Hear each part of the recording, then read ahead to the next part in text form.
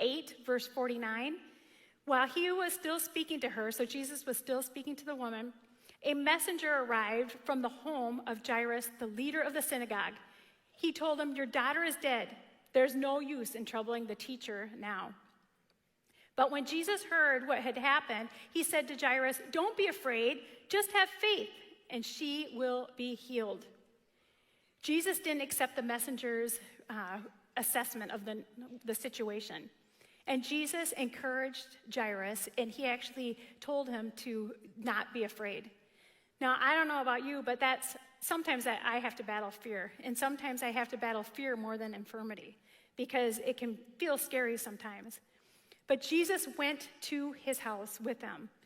Verse 51, when they arrived at the house, Jesus wouldn't let anyone go in with him except Peter, John, James, and the little girl's father and mother. The house was filled with people weeping and wailing, but he said, "Stop the weeping. She isn't dead, she's only asleep."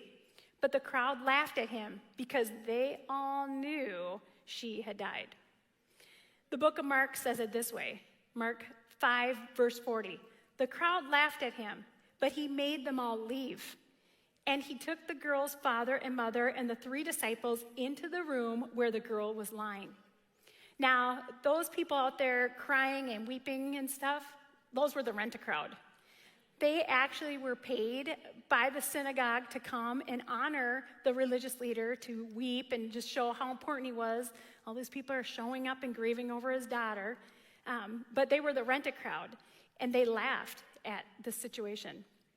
Then Jesus took her by the hand, and he said in a loud voice. So they're in the room by themselves, and I love how Jesus said it in a loud voice, because those people who were laughing can hear. Said in a loud voice, "My child, get up." And at that moment, her life returned, and she immediately stood up. Then Jesus told them to give her something to eat. Her parents were overwhelmed, but Jesus insisted that they not tell anyone what had happened. How to experience the life-changing power of Jesus? The third thing is deal with the crowd in your house. The crowd laughed at Jesus' words. Jesus dealt with the crowd before he did the miracle. Jairus and his wife had a choice to make, Jesus or the crowd. Their choice gave their daughter her life back. The pandemic was the best time out for us as parents and people in general. It was a good reset in helping us get our perspective back. Like, it was so good to be home, and it was just the pace of life was so awesome. But guess what? The crowds are back. Crowds are things that want to influence us and choke out God's word in our hearts and in our lives. And Mark 4:10 says this, "But all too quickly the message is crowded out by the worries of this life, the lure of wealth, and the desire for other things, so no fruit is produced." So what are some of the crowds and the influences we need to put out of our house? Anything that is crowding out God's word or God's presence in our lives or in the lives of our family. Now, here are some of the things that I have worked on to put out of my house and out of my life. And so your list might look a little bit different, but here goes.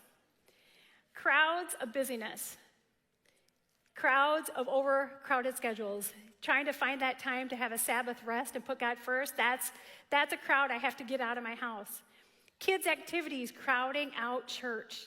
Now, when my kids were little, we were on a lot of sports teams. I have 4 sons, and we did baseball for a little bit. We did football, we did basketball. And when my kids were in baseball, I had the 2 older ones. They were probably 8 and 6 maybe, and they were on baseball teams, and we were going to games in the rain, and that was like 47 games in the rain. And then we had all these practices, and I'm going to their games, and Nate was traveling at this time. We weren't pastoring at that time, and I'm like, oh, this is so stupid. I'm like, my whole summer is like gone, and they're like, if your kid's really good, then they'll make the all-star team, and then everybody made the all-star team, so it kind of felt like this marketing thing that just kept you going and going. And I remember talking to my boys, I'm like, don't you just want a regular summer? Like, can we just think about baseball? And like, what about just going to the pool and having fun with people? And so that was one of the things, they agreed to it. We put that crowd out of our life. And basketball, we did basketball too. And our kids were on these teams, and we had to look at how is this affecting our life? How is it affecting their spiritual life? And so one of the things that we did is when our kids did traveling basketball and they had Sunday games, we found a church in the area by where they were playing. And so we wanted to set the standard for our kids that, hey, we're not going to let sports crowd out church.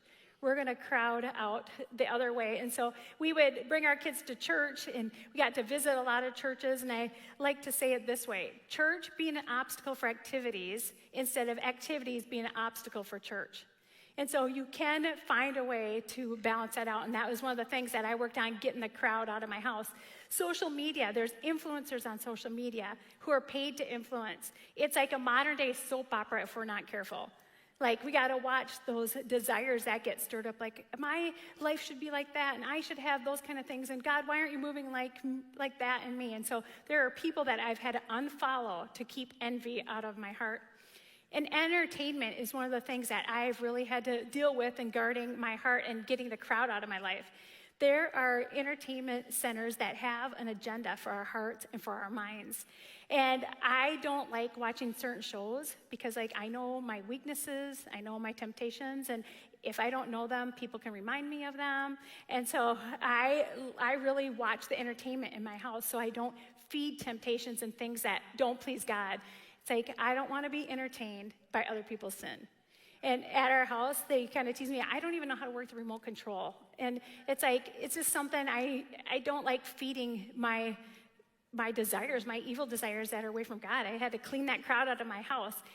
And then I like to monitor how much political news I watch and make sure I'm looking at both sides of an issue. If there's political things, using a different search engine to find different results, talking to friends in other cultures and other countries and going, is this really true? And I really try to deal with the crowd and spending less time with godly friends. I've had friends in my life that I could just feel were influencing me away from God. People that I loved really a lot, but they started doing things that were different, and I just like, I gotta watch how much time I spend with you. And just dealing with addictions. Addiction runs in my family, so I'm like, okay, I can't let that crowd in my house. So the crowd is all these things that influence us away from the Lord. Dealing with the crowd in your house means you're setting yourself apart for God. Just like God took his disciples and Jairus and the mother of the child, he took them into another room. They separated from the crowd that was jeering them. One thing I want you to realize, when you deal with the crowd, be ready to be laughed at. When I was a teenager, I picked up the name Religious Morale. And I'm like, religious morale? And had to be ridiculed and wanted to set myself apart unto God and really wanted to experience God's touch and his fire in my life. And I'd get asked questions like, why do you go to church so much? What do you mean you don't drink? You never heard of that movie, that actor before? That song? You're so weird. You're not going to have sex before you're married? That's not even heard of.